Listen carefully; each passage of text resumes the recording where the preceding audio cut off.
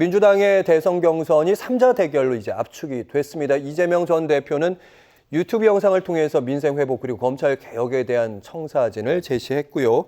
김동연 지사, 김경수 전 지사도 민생 경제 행보에 주력하고 있습니다. 관련 발언 듣고 오시죠.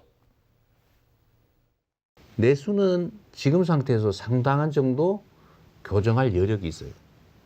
100만 원이 있는데 그게 동네에 막 돌아요. 그 100바퀴 돌면 100만 원이 1억이잖아요. 미션 주지사가 그냥 바로 아주 흔쾌히 만나자는 요청에 응답을 해주셔서 자동차 관세 문제에 있어서 함께 협력하는 채널을 만들자는.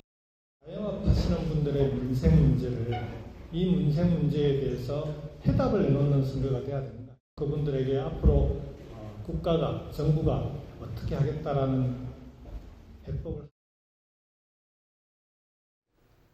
민주당의 대권 주자 3위는 오늘 오전에 앞으로 선거 선의의 경쟁 펼치자면서 손을 맞잡았고요. 지금은 4.16 세월호 기억식에 모두 함께 참석을 하고 있습니다.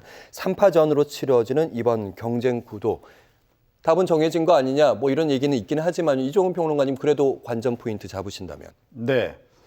뭐 어차피 결론은 정해져 있는 거죠, 사실은. 그래서 저는 아예 이 경선 자체가 성립 못할 수도 있다라고 생각했는데 그래도 뭐 어렵게 어떻게 성사는 됐어요.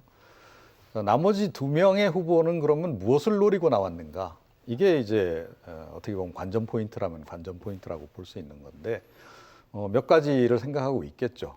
그러니까 우선 이번 기회에 안 되더라도 인지도, 지지도를 좀 높여놓겠다 이제 하는 게 있을 거고요.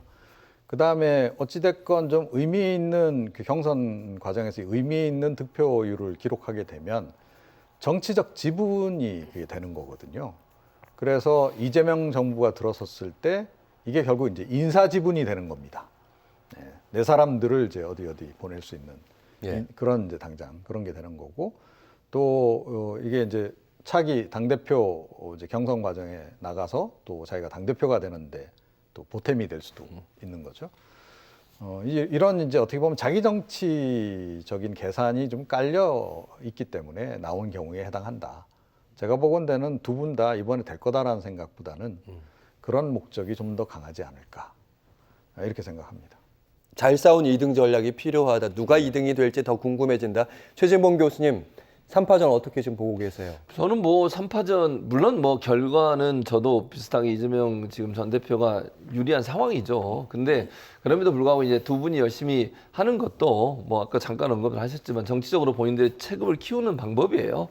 이제 뭐 예를 들면 우리나라는 뭐 헌법을 개헌하지 않는 이상은 5년 단임제 아니겠습니까? 그렇다고 하면 차기에 누가 할 거냐? 또 당권이나 아니면 당내의 어떤 입지나 이런 부분들 대선 후보급이라고 하는 부분이 붙잖아요. 이제는 두 분 같은 경우 김경수 그다음에 김동연 두 분 같은 경우는 나중에 이제 대선 출마를 하신 분 이렇게 이미지가 만들어지는 거니까 정치적으로 체급이 커지는 거죠. 그러니까 목소리가 좀 더 커질 수 있고요. 이런 점들은 본인들한테 마이너스는 아니라고 생각해요. 저는. 그리고 이런 선의의 경쟁을 보여주는 것이 또 국민들이 볼 때도 민주당이 너무 이재명 독주자로 가는 것에 대한 우려가 있을 텐데 그걸 좀 더 불식시키는 하나의 방법이 될 수도 있는 것이고요. 저는 이렇게 좋은 경쟁을 통해서 서로가 내놓은 경쟁적으로 내놓은 어떤 정책들이 누가 이제 후보가 되든 후보가 됐을 때 그걸 함께 모아서 또 끌고 갈 수 있는 하나의 견인차 역할을 할 수 있을 겁니다.